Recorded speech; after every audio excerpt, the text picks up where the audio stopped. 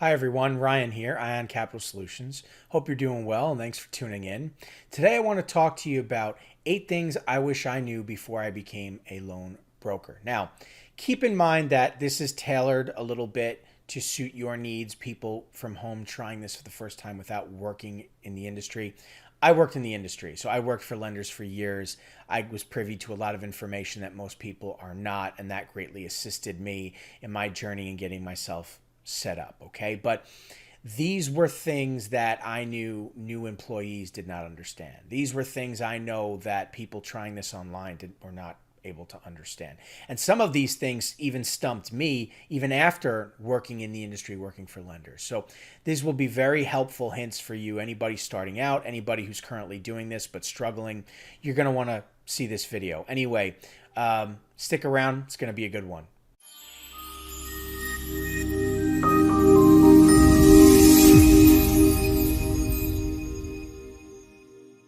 Okay, so let's talk about the first thing I wish I knew before I became a loan broker. Okay, not all lenders will accept me as a partner. Now, I had it really good because I worked for direct lending firms.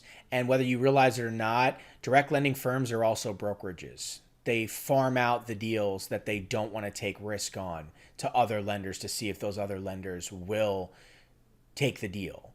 So every lender is a brokerage. And when you're a direct lender and you have high submission volume, you can sign up with any lender out there. They're not going to deny you. But when you're an independent trying to do this on your own without a proven brand, a new EIN, whatever it may be, they're not going to accept you as a partner because you're not going to have high enough submission volume. You're probably going to submit bad data, something we're going to talk about here. And they don't want to waste time sifting through bad files because you don't know what you're doing, right? One of the first things I realized is, oh man, some of these lenders that I'm used to working with won't work with me as an independent. Buying leads doesn't mean there's a fundable deal in the batch. Now, my old firm, we used to spend around $25,000, $30,000 a month on leads to feed the floor.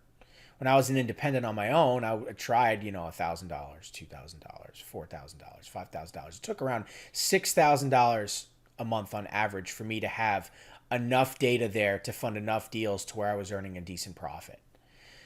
That's a lot of money up front. There's no guarantee that there's a fundable deal in there. And if you don't know what you're doing and how to find a fundable deal versus just a complete and utter waste of time, you very quickly find yourself in a deep, deep hole, right? By the way, there's a better way. You don't need to spend a penny on leads. You do not need to buy live transfer leads, age data, whether it's 30, 60, 90 days old. That's all crap. You don't want any of that. You don't need to pay for advertising. You can have a nice, fat, full funnel for free. You just need to understand multi-platform marketing, something we can teach you here at Ion. But anyway, clients are skeptical of independent brokers. Now, this is important. When you talk to a client, they don't know you, they don't know your brand, and they're going to immediately compare you to everybody else they ever spoke to. How do you stack up? Do you have reviews online, Better Business Bureau? What does your website look like? What does your logo look like? Are you going to now spend time building a website, building a funnel, and getting established online, and creating all these reviews, and blah, blah, blah? You know how much time that takes? On top of building a business model. Do you even know what a successful business model looks like? Are you just going to guess at it? You're going to buy from one of these dime a dozen blueprint programs who are going to share with you a map to success, which flat out doesn't work. It just does not work like that. I'm sorry. Anybody who tells you that you can create a website, sign up with a lender, run an ad, find interested parties who want money, forward their documents to a lender, and you're a loan broker is lying to you. That's like me walking up to you and trying to hand you a bag of surgical equipment and saying that, hey, just go rent a space. Here's some surgical tools. Congratulations, you're a brain surgeon. Go start cutting people open. It just doesn't. It's ridiculous when you really think about it. It doesn't work that way, okay? So with that being said, rather than try and do this on your own and try and build a business model from scratch without experience, you need to be active in the space with people who are already achieving the results you want.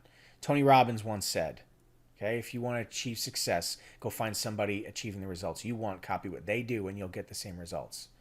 No brainer, right? Don't build a business. You need to work with a mentor. You need to plug into an active working model. You need to learn the business. I'm not saying take a job working for a lender. And here at Ion, we share industry secrets. You can plug in. It's expedited anyway. That's another video. But you do not want to try and just figure it out for yourself. I'm sorry. There's a lot of people out there frustrated trying to do just that. I know they joined my program. But anyway, let's talk about some other items here, okay? There are better products than the ones I'm offering. Now, this was a wake-up call even for me because I was offering a lot of products. I thought at the time, right, selling a cash advance, knowing how to sell higher tier cash advances, meaning clients with better credit, better cash flow could get a lower interest rate, a longer term, the weekly instead of the daily, or even some were willing to give a monthly, whatever it is. That's a horrible product. It's not a good product. 55% interest rate is insane. But when you push that kind of product, it's between 40 and 55% often enough. When you see an offer that's 35% or 30% or 25%, you think that's a great offer. It's not. It's way too expensive. When you think about, equipment financing, you do that a few times, but you realize it's actually kind of hard to get those deals through if you don't know what you're doing. You talk about asset-based lending where you try and offer an asset, something we're going to talk about in a minute, and all of a sudden the lender's not interested in that asset as collateral and you can't figure out why. You're offering the wrong types of products. You don't understand how it actually works. You're not able to help clients. You don't even understand their needs to some degree, right? I mean, stop and think about if you want to help a certain type of business, but they don't have, for instance, if you try and give a seasonal business a cash advance, you can't do that.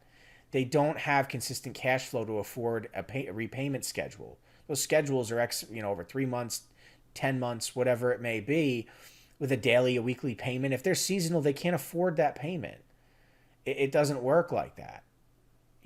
If you have a business that has significant equity in real estate, they're not interested in a loan, a term loan, a cash advance. They're just going to eject cash out of equity at a very low interest rate. That's how they raise capital. And yet you're trying to figure out why that construction group won't work with you or take a loan from you, or that realty company or whatever it may be, right? Anyway, there's better products out there, and you've got to understand what you're up against, and you've got to have the right tools in your utility belt to be able to go to market and compete. My files keep getting declined by the lender. Now, this is the biggest problem.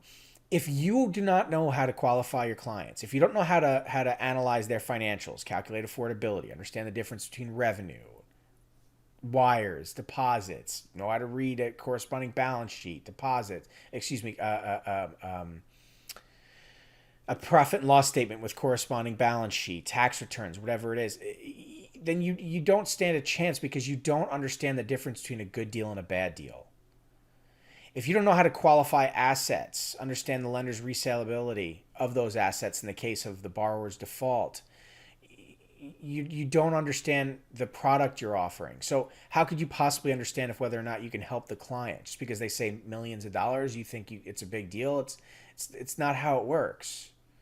You need to understand, right? And so you have to become an expert in qualification and the lender's underwriting process so you can perform these procedures yourself. So by the time you hand the file off to the lender, you're handing off a good file that's going to fund and you're going to make money. That's the truth. Anybody telling you anything different is lying to you.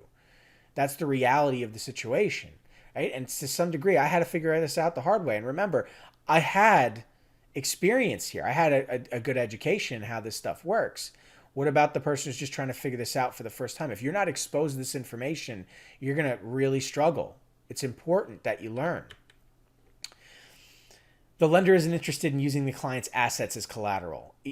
Understand this. Let's keep it simple here, okay? If let's say that you want me to give you a loan, but I don't trust you. I don't feel like you're going to pay me that money back, or your cash flow, right, it looks tight. I'm not confident. But you want to tie an asset to it as collateral. So in the case of default, I can then take that asset and go sell it and get my money back. And you say to me that you want to offer me your computer that cost you $1,000, right? And so I'm lending you $1,000. And if you don't pay it back, I can take that computer and I can sell it and get my money back. It comes down to how new is that computer? When was it built? What kind of material, what kind of video card is in there, processor, whatever it may be. And then is there a market for that equipment? Can I resell that equipment and get my money back? Is it even that valuable anymore? I need to appraise it, right? Think of that on a larger scale, right? If you want to offer, if you have a oil drilling company that wants to offer its oil rigs as collateral, can the lender, even if it's millions of dollars worth of assets, can the lender acquire that asset, even know how to go about doing that? Is there a market for them to claim it and then resell it and get that money back? Who's going to do that? How are they going to get their money back? If not, the lender's just not interested because they're not confident that they could get their money back in the case of default. And the lender, all they care about is getting their money back. So the deal won't go through. What about vehicles, right? The lender's not interested in vehicles for the most part unless they're relatively new and there's a market for them, right? So they're going to want to see VIN numbers, make and model and year and all that. You have to understand this. Otherwise, you're going to talk to some car dealership that's going to try and send you a list of 30, 50, 100 cars or whatever and send you statements, and you're going to go back and forth with the lender, and you can't understand why this cash flowing business with all these assets can't get funded, and you think you have a good deal, and you don't realize that the lender just they don't like dealerships, they don't like the swings, they don't want to have to deal with the vehicles, they're not a dealership, they don't want to sell cars. It doesn't work like that. There's nuance here. You have to understand these things. If you don't understand these things, right? You see what I'm getting at? And so this was news to me. I had a lot of deals like that. I had one guy who was pulling gold out of the earth. He was sending me pictures of giant rocks of gold, and he wanted to utilize assets to get loans for millions of dollars. I thought it was the biggest deal I ever had. It went nowhere. The lenders weren't interested in anything the guy was offering. They're not interested in the equipment he had. How are they going to resell it? They don't want to deal with that. They wanted stable cash flow, and he didn't have it. He had assets, but he didn't have that, and they didn't like his assets. So there's lessons to be learned here, right? Costs are high, earnings are low, and I don't know what to do about it. That's what I was realizing when I had my own business up and running. I was, geez, this is between the leads and the marketing campaign and the website and the funnel and oh my gosh, it's all adding up, and it's eating so heavily into my profit. And I was experienced, so I was closing deals, but it was a very frustrating thing for me because my ROI was tight. I thought, man, if I could bring this model, this cost of operation down with a better model, I would earn so much more money. And later on, I learned just how to do that. But I wish I knew that ahead of time because I wasted so much money through trial and error, right? And really what I thought about, was I was kind of kicking myself in the butt saying, man, I had it good working for lenders. And I wish, maybe I didn't quit in hindsight, right? This is much harder than I thought it would be.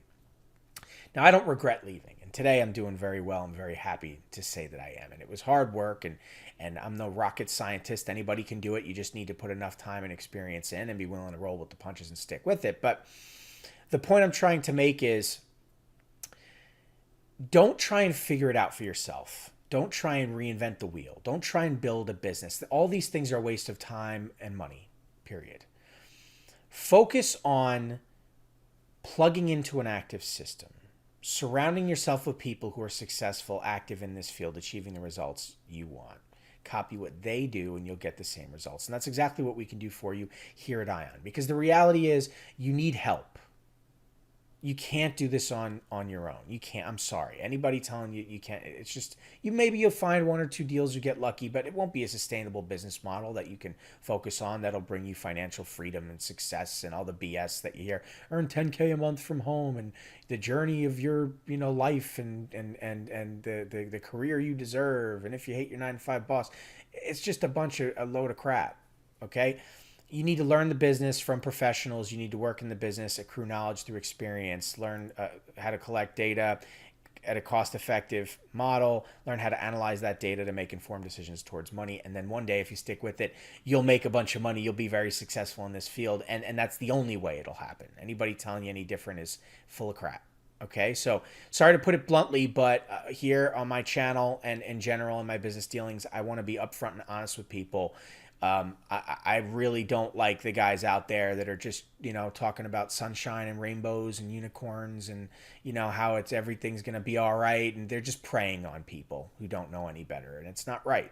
It's also really unhealthy for the economy to be putting a bunch of people out there selling high interest products to businesses, because you put businesses out of business that are, when they become over leveraged, which puts people out of jobs. People out of jobs can't afford to pay their mortgages. People who don't pay those mortgages default, they lose their homes, it wrecks the housing market.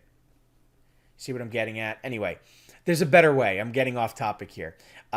Thank you so much for tuning in. There's a lot of great content. I'm offering a lot of free training here on my channel. So even if you're not interested in signing up with Ion, there's a lot of free content here and value for you to develop your skills. I wish you the best of luck in your journey as a loan broker. I hope this video helped you identify some obstacles that you'll be going up against. There is content on this channel to help you as you deal with these obstacles and overcoming them. If you're interested in talking to me and learning more about our programs, all you have to do is ask. You can see my contact info in the description here, our website, ioncapitalsolutions.com, and the like. Anyway, thanks so much, everybody. I'll catch you in the next video.